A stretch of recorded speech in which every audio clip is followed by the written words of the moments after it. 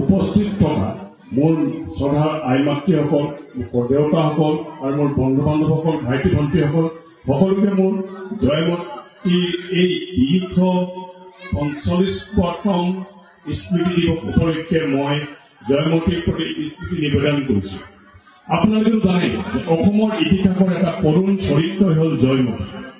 1671 চনৰ পৰা 1881 চন অসমৰ ইতিহাসত যি সংকটৰ যুগত 10জন ছজন ৰজাই প্ৰাণ আহুতি দিছিল, দেবেলা বৰবৰুৱা, আতন বুঢ়াগোহাঁই আৰু লালুকফুলা বৰফুকনৰ দৰে খলনায়কসকলৰ হাতত।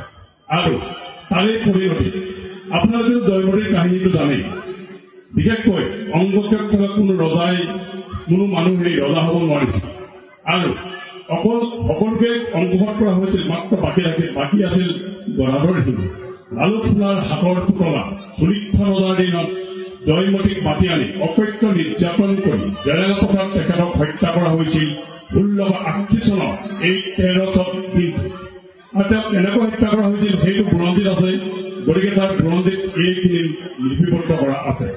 জয়মতী কুঁৱৰী হ'ল অসমৰ জাতীয় জীৱনৰ এটা চৰিত্ৰ।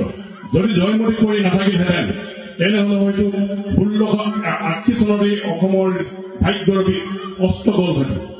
কাৰণ লালুকফুলা বৰফুকনে যি তেওঁৰ ভায়েক লাচিত বৰফুকনে মোগলক পৰাস্ত কৰি গুৱাহাটী উদ্ধাৰ কৰিছিল, তাক তেওঁ বিক্ৰী কৰিছিল আৰু অসমখনৰ এদিন বিক্ৰী কৰিলেহেঁতেন।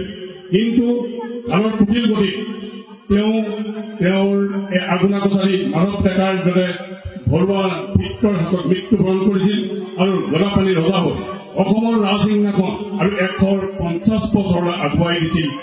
গতিকে সেইকাৰণে জয়মতী অসমৰ ইতিহাসৰ এটা জ্বলন্ত আৰু বাস্তৱ চৰিত্ৰ। স্বদেশ আৰু স্বজাতিৰ উন্নতিৰ বাবে যি নিজৰ আত্মবলিদান দি অসমীয়া জাতিটো আৰু কালৰ গতিত আৰু আগুৱাই লৈ গৈছিল।